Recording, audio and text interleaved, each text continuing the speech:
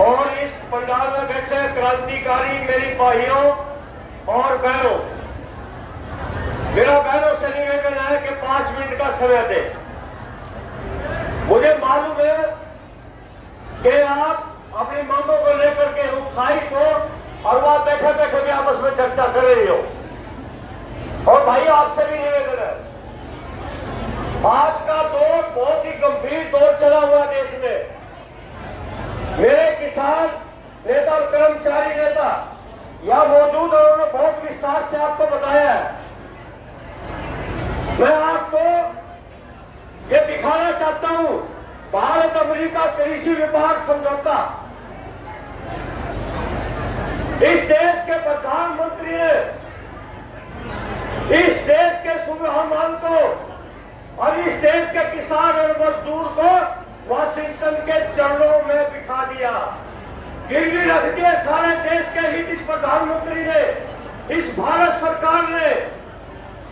मैं परसों हमारी दिल्ली में मीटिंग थी, 10 सांसद पार्लियामेंट से वहां आए हुए थे। कॉन्स्टिट्यूशनल हॉल में मीटिंग हुई और वहां ये बताया गया कि जो देश का स्वाभिमान, जो देश की खेती बाड़ी, जो अमेरिका के हवाले कर दी, देश बच नहीं पाएगा किसी कीमत में। हमारा देश कृषि प्रधान देश है, 70% आबादी इस पर अपना गुजारा करती है और इसको अमेरिका को बेच दिया। समझौता, अगर युद्ध का समझौता होता है, पाकिस्तान का सीज फायर होता है, तो फैसला कहां से आता है? अमेरिका से। खेती का व्यापार का समझौता आता है रात को 2:30 बजे सोशल मीडिया पे, कहां से आता है? वाशिंगटन से। तो फिर मेरी देश की सरकार क्या कर रही है? अगर यहाँ के वाणिज्य मंत्री से पूछे समझौता क्या है, मुझे मालूम नहीं। विदेश मंत्री से पूछते हैं तो मुझे पता नहीं। और नरेंद्र मोदी कहता है समझौता हो गया, मेरा स्वागत करो, मिठाई बांट लो, तालियां बजाओ।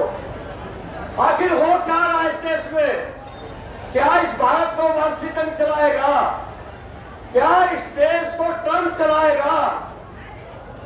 ये बड़े सोचने का विषय है। इतना ही नहीं, अमेरिका ने 5 आदमियों की कमेटी बना दी है जो भारत के ऊपर निगरानी करेगी। कहां से आया आता है, कहां से निर्यात है।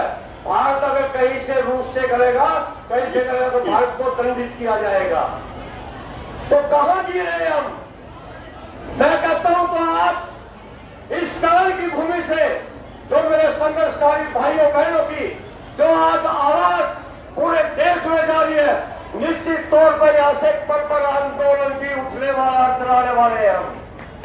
ये चलाना पड़ेगा। ये देश बचेगा तो नौकरियां बचेगी, ये देश बचेगा तो हमारे रोजगार बचेंगे। आज तो मेरे सामने ये संकट है कि देश का अस्तित्व भी खत्म होने को जा रहा है। क्या आजादी से पहले जो कंपनियां देश में आई थी, वही कंपनियों ने अपने पैर जमाने शुरू करते क्या हालत थे, कितनी कुर्बानियां दी मजदूर किसानों ने, देश को आजाद करवाया। क्या आज की सरकार उसी कदम पे चल पड़ी है? क्या यहाँ देश के किसान मजदूर कर्मचारियों को क्या गुलाम बनाने जा रही है? ये खुले शब्दों में आपके बीच में कह रहा हूं। दिल्ली में 10 सांसदों ने बात कही, हमें गोली लग जाए, हम पार्लियामेंट के अधिकार का हनन कर रहे हैं, वो लाइव थे उस टाइम। कोरोना का गोलियां लग जाए, अब इतनी भारी कुर्बानियां होगी, कोई भी आज पीछे नहीं हटेगा। अब आंदोलन नहीं होंगे, अब जंग होगी सीधी सरकार से कि देश के किसानों ने ठान लिया, संयुक्त किसान मोर्चे ने ठान लिया, और मेरे कर्मचारी, श्रमिक, चौकीदार, मेरे भाई और बहन सबने आज देश में ठान लिया। ये ताला सा जाएगा तो देश बचेगा, इसके ऊपर बयान हमारे पास कोई सुधारा नहीं है।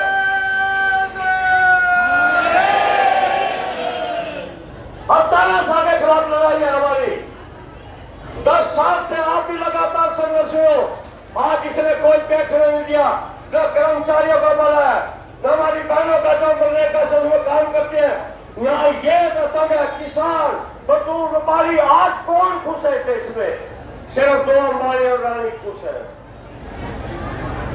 सब कुछ तेल दे दिया, बिजली दे दी, सब कुछ सारा देश उसके हवाले कर दिया, तो फिर क्या होगा? मेरा सवाल है इस पंचायत से, कहां जा रहे हैं? क्या होगा? सोचने की बात यह है, कहते हैं कि स्मार्ट मीटर आएगा, बिजली बिल आएगा, बीज बिल आएगा, पढ़ के देखो उनको। पूर्ण रूप से गुलामी के दस्तावेज है। आज देश में स्मार्ट शिक्षा नहीं है, आज देश में स्मार्ट चिकित्सा नहीं है, और ये 1945 में देश को विकसित करने की बात करता है। कितनी आबादी को इसने आग में कटोरा थमा दिया, तो हम विकसित की बात करेंगे।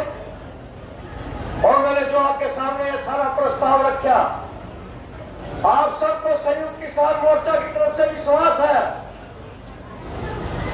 और हम कह चुके हैं।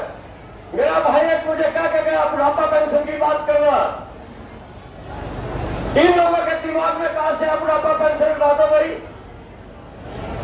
यानी कि हमें आर्थिक तौर से कमजोर करने लग रहे हैं, हमारे रोजगार छीनने जा रहे हैं, हमें जो दिन की दिहाड़ी पर नौकरी मिली है उसको खत्म करते जा रहे हैं, ये मनरेगा का तोड़ने जा रहे हैं।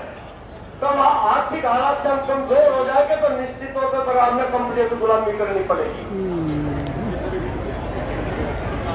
तो हमने कहा कि यहाँ देश में जातिवादी हावी हो रहा, मैं जाट हूं, मैं राजपूत हूं, मैं गुज्जर हूं, मैं रोड हूं, मैं फलाना हूं, मैं ढिकला हूं, इससे बचना पड़ेगा।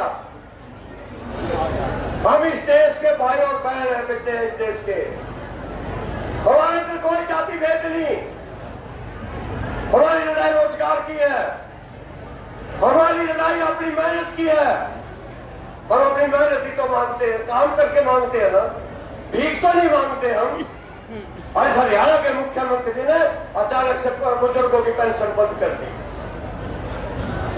क्या करना चाहता? हमने कहा दिया इसको, या तो होश में आ जा, अगर हम ज्यादा बोलेंगे तो लोगों में उनका ज्यादा खुद होती है जातों का। मैं कह रहा हूं इस बात को, आंदोलन को जाति से जोड़ दिया जाता है। और मुख्यमंत्री जी को किस जात का, मैं तेरी जात नहीं कहना चाहता, मैं तुझे किसान का, मजदूर का बेटा मानता हूं हरियाणा में। होश में आ जाने तेरा ऐसा लाना लाने में, ऐसा लाने में गांव के दर्शन करने भूल जाएगा तो ऐसे हालात कर देंगे तेरे। हमने ऐलान कर दिया, और ये पेंशन फाल करते बुजुर्गों की, क्यों बुजुर्गों से पंगा ले रहा?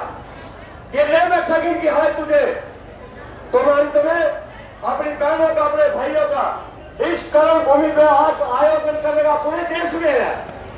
आज पूरे देश में कर्मचारी संगठन, ट्रेड यूनियन, जितने सब हमारे जितने भाई बहन जुड़े हैं, आज सभी जालिम के खिलाफ हुंकार कर रहे हैं पूरे देश में, और ये हुंकार जारी रहेगी। तो आप सबका, भाइयों का, बहनों का, मेरे सम्मानित नेताओं का बहुत बहुत आभार। आपसे एक नारा लगाऊंगा भाई, सुनिए, बर्बरता जिंदाबाद, कर्मचारी संगठन जिंदाबाद, हमारी ट्रेड यूनियन के नेता जिंदाबाद, हमारा भाई बहनों का आंदोलन जिंदाबाद, आप भी जिंदाबाद, भारत भी जिंदाबाद रहेगा। और रखेंगे, लड़ेंगे, झुकेंगे नहीं, न रुकेंगे, न डरेंगे, और न पीछे हटेंगे। ये भाई और पहले से मेरा वादा है।